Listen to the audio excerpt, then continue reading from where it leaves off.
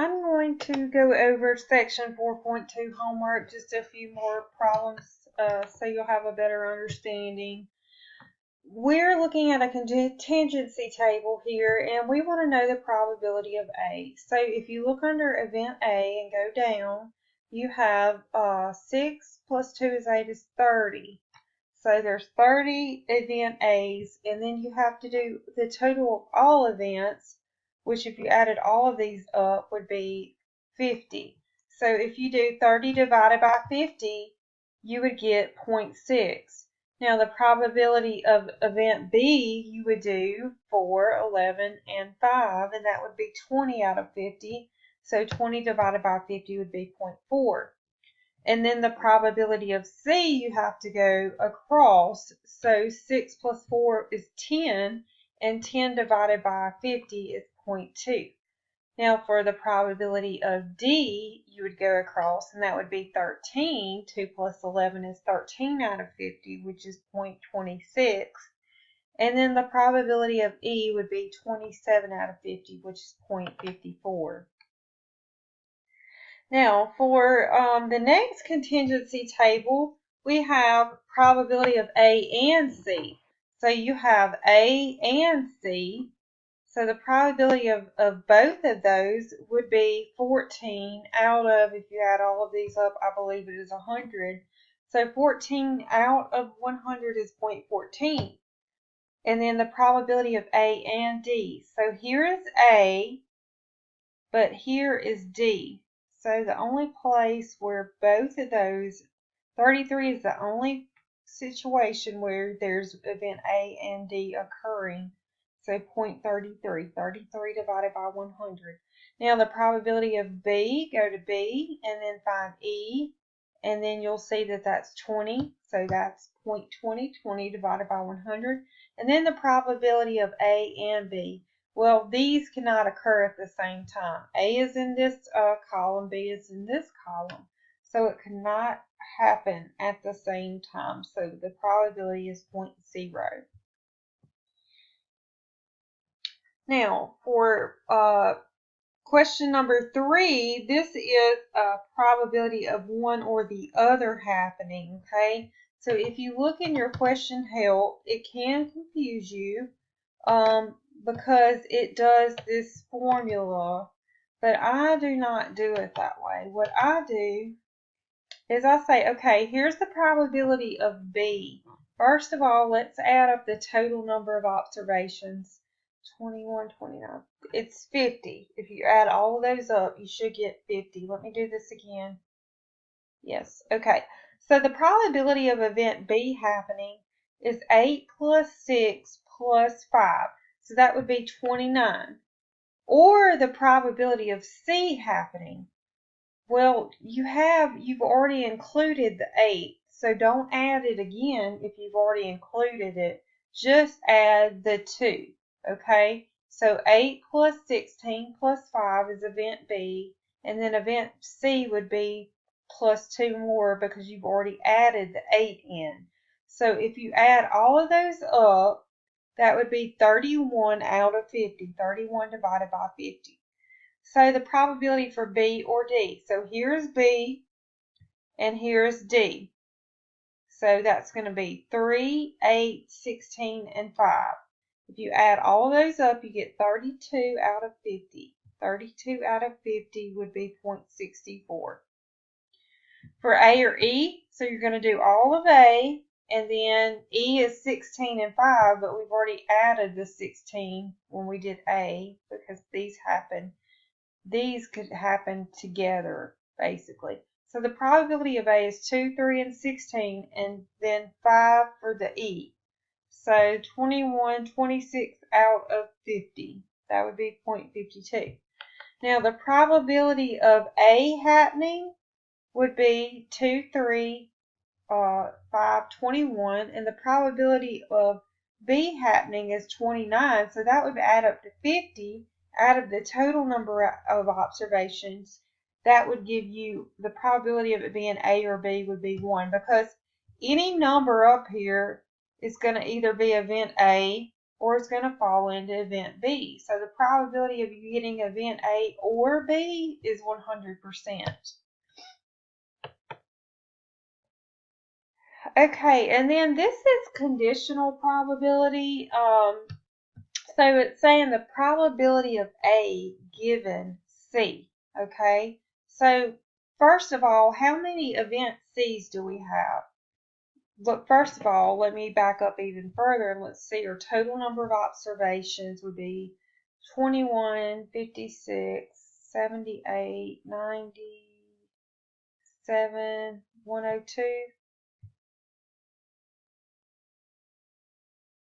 Hold on, I did that completely wrong.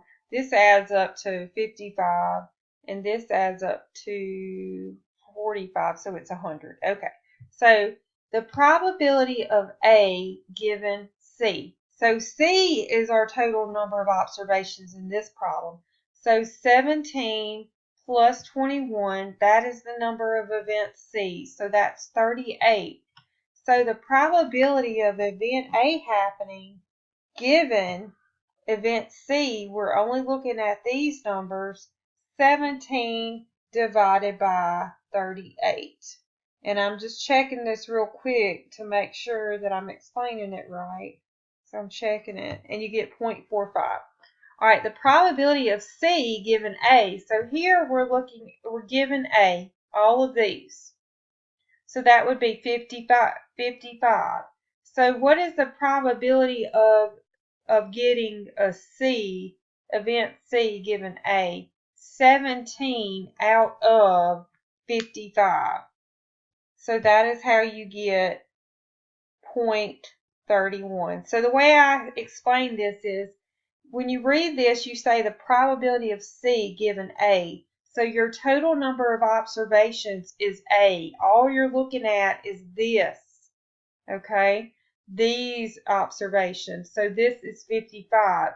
And then you're finding the probability of getting C out of these would be 17. So the probability of B given E. So this time we're looking at event E, which is the total number would be 39. And the probability of event B happening is 5 out of 39. And that is how you get 0.13. The probability of E given B. So now we're looking at event B. How many observations do we have in event B? We have 45. So what is the probability of getting, if we looked at event B, what's the probability of it being event E? 5. So 5 divided by 45. Okay, and then in question number 5, it says use Bayes' theorem to determine the probability of B given D.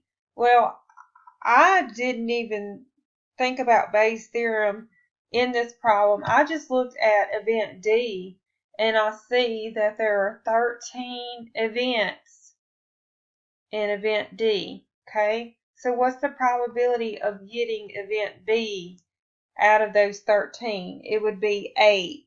So if you do 8 divided by 13, it is 0.62.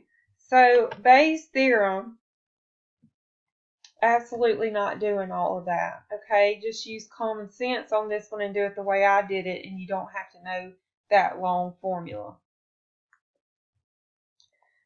Now, on this one, I kept marking the wrong one here. So if you're like me, I will, and my advice to you is to not do this while you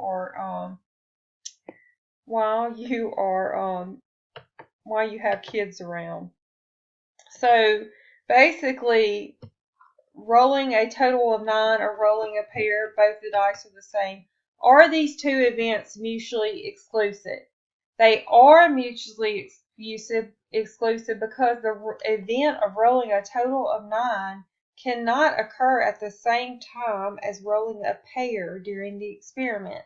Now, a pair, okay, means both the dice are the same. There's no way you could roll a 3 and a 3 or a 4 and a 4 or a 5 and a 5 and get 9 at the same time. So keep in mind that mutually exclusive means they can't occur at the same time.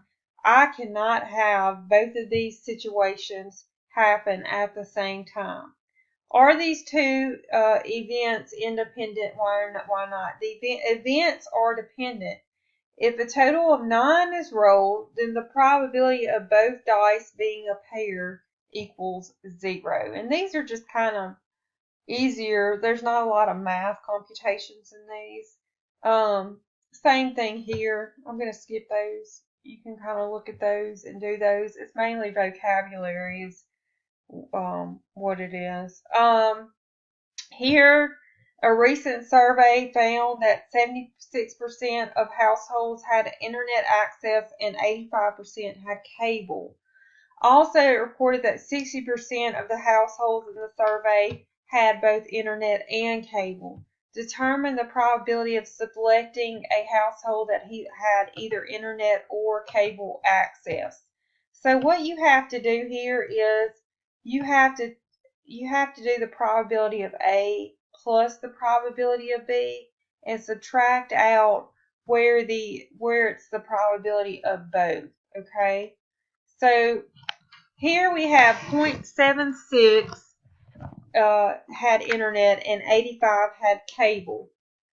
So what you want to do here is you want to add the internet and cable people together, and you will get 1.61. And then you want to subtract out where they had both, and then you will get 0.96. So if you want to know if they had or like one or the other, you add the probability of the one and the probability of the other, and then subtract out the probability of both because we don't want that included in our answer.